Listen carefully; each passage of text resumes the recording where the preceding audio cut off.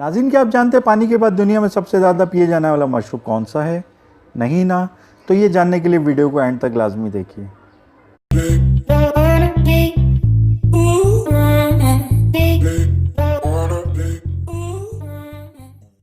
अस्सलाम वालेकुम नाज़रीन, मैं हूं आपका होस्ट एहसन और आप देख रहे हैं हाजी यूट्यूब चैनल।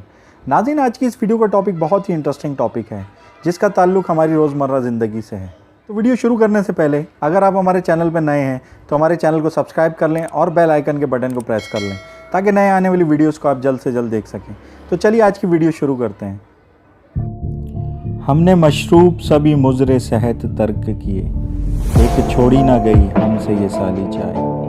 नाज़रीन, चाय ही वो मशरूब है जो दुनिया में पानी के बाद सबसे ज़्यादा पिया जाता है। एक सर्वे के मुताबिक तकरीबन 2 अरब लोग अपनी सुबह का आगाज़ चाय की प्याली से करते हैं। आइए नाज़रीन, चाय की तारीख़ के बारे में कुछ जानते हैं कि इसका वतन कौन सा है और ये कब से हमारी ज़िंदगी का हिस्सा बना। चाय की तारीख़ हज़ारों साल कबल पुरानी है। शुरू में चाय को सब्ज़ी और जड़ी बूटियों के तौर पर इस्तेमाल किया जाता था। चाय की शुरुआत कैसे हुई इसके बारे में कई कहानियाँ मशहूर हैं, लेकिन एक मोतबर और ऑथेंटिक रिवायत के मुताबिक 2737 कबल मसीह शेननोंग नामी चीनी बादशाह ने सफाई के इरादे के बाद तमाम लोगों को कहा कि वो पानी उबाल कर पिया करें। एक दिन किसी जंगल में बादशाह के लिए पानी उबल रहा था कि तेज़ हवा के झोंके से चंद पत्तियां उसमें आकर गिरी। शेननोंग ने जब ये पानी पिया तो उसे ना ही सिर्फ इसका जायका अच्छा लगा बल्कि उसको जिस्म में ताजगी भी महसूस हुई। जी हाँ नाजरीन, ये चाय की ही पत्तियाँ थीं। इसके बाद बादशाह ने तमाम लोगों को हुक्म दिया कि वो भी इसे पिया करें। चाइना ने अपनी इजारादारी कायम करने के लिए चाय की काश्त को राजी रखा और ज़र मुबादला करवाने की खातिर दूसरे ममालिक को इसे एक्सपोर्ट करना शुरू कर दिया। चाय की मकबूलियत तेज़ी से बढ़ने लगी और ये यूरोप के कई ममालिक में मकबूल होने के बाद ब्रिटेन पहुंची, जहां इसे काफ़ी पजीराई मिली। अंग्रेज़ ताजिरों ने चाय महंगे दामों खरीदने से बचने और चाइना की मोनोपोली को ख़त्म करने के लिए रॉबर्ट फॉर्चून नामी एक जासूस को चाय की काश्त के तरीके सीखने और इसका पौधा चुराने के मिशन पर चाइना भेजा।